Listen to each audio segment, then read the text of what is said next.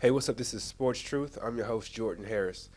So today we're going to be talking about Deion Sanders, Coach Prime. Um, Talking about an award that he won, which some people believe he deserved. Some people were thinking, like, what the heck? How did he win that?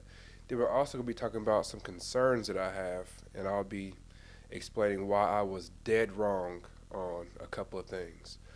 All right? I have no problem. I come quick on here and tell y'all when I told you so. It's like, yeah, I told you so. So if I'm able to do that, then I also got to be able to come on here and tell you when I was wrong about something. And there were a few things that I was just, it appears that I'm just dead wrong on. Okay. So Coach Prime, he won the Sports Person of the Year. Sports Illustrated gives this award out every year. Um, and like I said a little bit ago, there's plenty of people who think that he deserve it. And then I've been seeing quite a few people who think that he had no business winning this award. Some people are pointing at players like Jokic, who plays for the Nuggets. He won the Nuggets' first championship, and the way he did it was really impressive. There's also LeBron James, who could have won it. I think he's won the award maybe once or twice before. But some people are saying maybe LeBron should have won it this year. He ended up breaking the scoring record in the NBA last year, and he's always involved um, just in world events too, like just world news and things like that. He's always involved in that kind of thing too. And then Otani, who plays in the Major League Baseball, he is a pitcher and he's also a home run hitter. Like that's crazy. We haven't seen that since Babe Ruth, and he did it at a greater trajectory than Babe Ruth did. So those are some of the people. And then there's also like Mahomes in the NFL. So there's all kind of people who could have been considered for this award. But if you ask me, I do think that Deion should have won this award, mainly because he left Jackson State, went to Colorado. He turned over his entire roster like we've never seen before. He put Colorado back on the map like they haven't been back on the map since like 95, 96. So to put a school like Colorado back on the map, to have them sell out the stadium every game, to have Colorado all of a sudden having the most expensive ticket in college sports, that's crazy. Like Colorado, like so that's crazy. He quickly became not just the biggest name in college football, but he became the biggest name in sports. Every time I would turn on First Take, every time I would turn on Undisputed, every time I would see Shannon and Ocho, their nightcap shows, like every time I turned the TV on, they were talking about the Colorado Buffaloes and Deion Sanders. So for him to be able to do something like that, I do think he's worthy of the Sports Person of the Year. I think they made a good choice. Some people are thinking that's just a crazy reach for Sports Illustrated, but I think they hit the nail on the head with that. I can't be mad at it. Okay, so now let's get into the concerns that I have with Dion. I probably shouldn't be calling him Dion. I probably should be calling him Coach Dion, Coach Sanders, or Coach Prime, because I know he gets pretty irritated when people call him Dion. So Coach Sanders, some of the things that I was wrong about. I believed that Coach Sanders and the Colorado Buffaloes, I thought that they would compete for a championship as soon as next year. And I know that sounds crazy, but I figured his recruiting and his transfer portal, like I thought all of that would flock to him so heavy that he would have this microwave turnaround. Like that's what I expected. I didn't think this was going to be a slow bake fix for him. I figured it would be more microwave, where he just goes from being here this year and then next year being way up towards the top as far as talent goes. And that just hasn't, it just doesn't seem like that's going to happen. I predicted, I didn't predict, but I figured, I thought, I didn't say it publicly, so I can't say I predicted it. And y'all can't say I predicted it either because I didn't say it publicly. But I thought that he would have a top 3 recruiting class this year, 2024.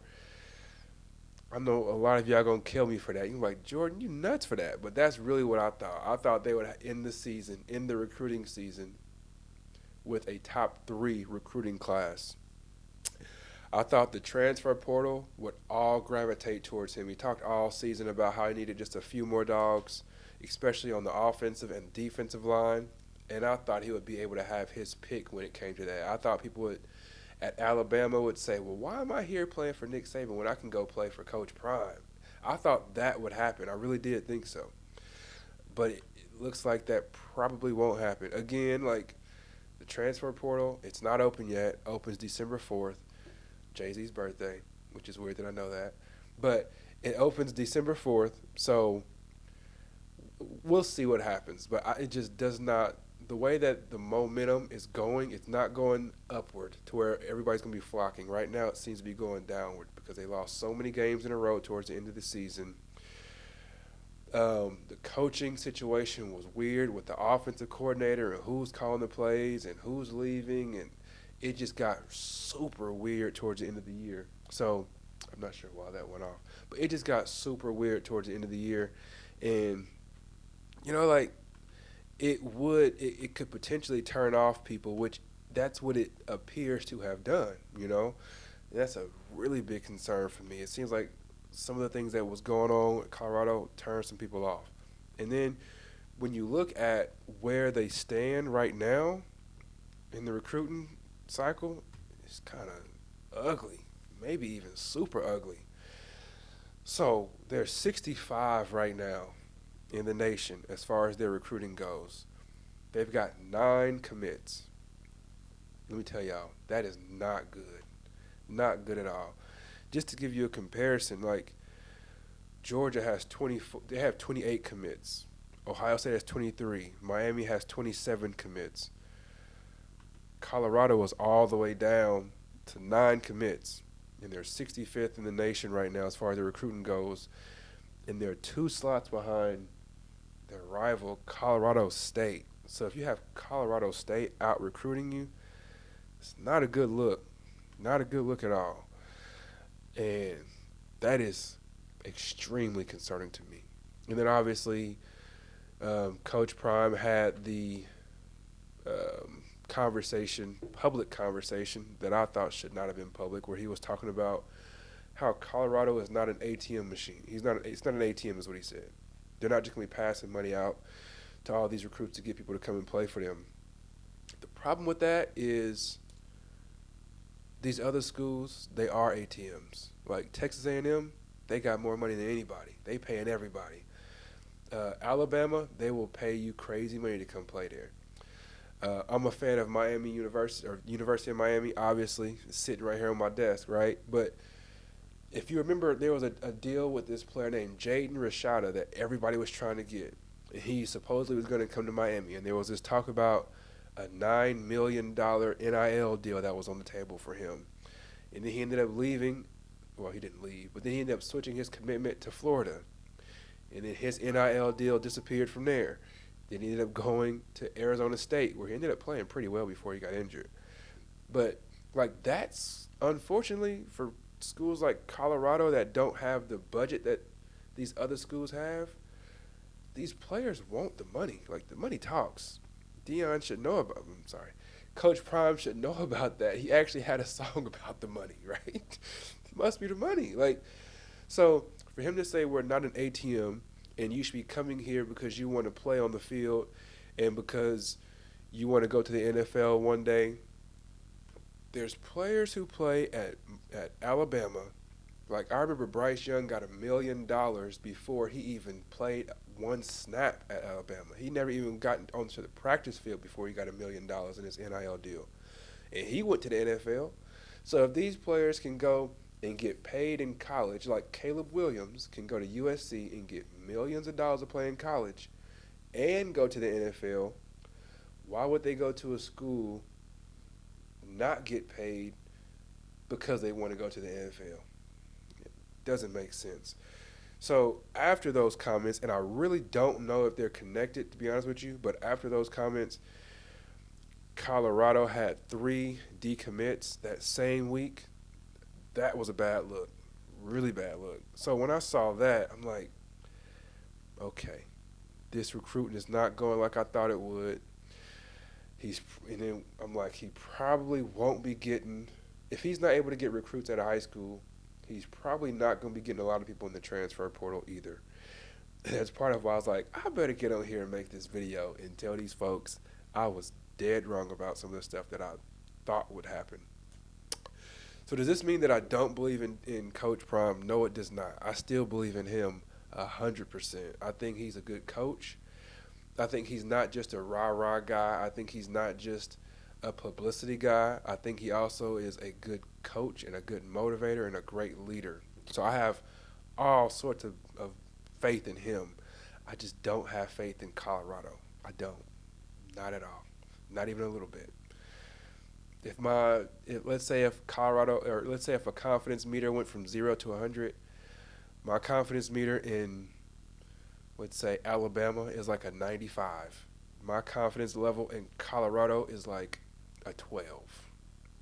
Not high at all. I don't think that's a place that you go to attract high level athletes and win championships. I don't think that's possible. Not there. I mean, if you were a high level athlete, you were going somewhere to play football, and let's say the talent level all across the nation at every school was equal.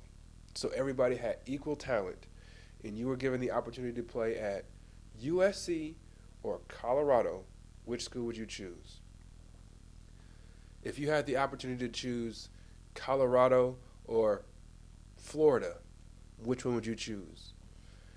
Hell, if you had the opportunity to go to LSU or Colorado, which one would you choose? Like, Colorado it's super cold there.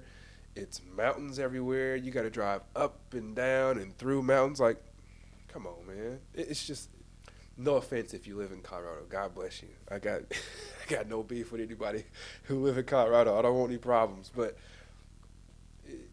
the university, man, it's just not what it's just not it. Let's just say that. I think that Coach Prime needs to leave Colorado after his kids graduate. I think once his kids end up graduating or going to the NFL after this coming year, I think he needs to go to the next train smoking and just get out of there. Like, I think if he gets an offer from an SEC school, he needs to take it, even if it's something like South Carolina, who got these up and down seasons and they're barely making it in their conference. He needs to go there. He needs to get out of Colorado as far as I'm concerned. Those are my thoughts. As I always say in our videos, we are we are working to reach 1,000 subscribers by the end of the year, December 31st. So we've got about 30 days left. Please do like the video, subscribe to the channel. It costs you nothing to subscribe. All it costs is one click of a button. That's all it'll take you is one click of a button. If it costs you anything, I wouldn't ask for it. But since it's just a click of a button, I'm definitely asking you. Subscribe, like the video. And as I always say, I do appreciate you watching the videos because I know you could be anywhere in the world, but you're here with me. I really do appreciate that. God bless. Take care. Peace.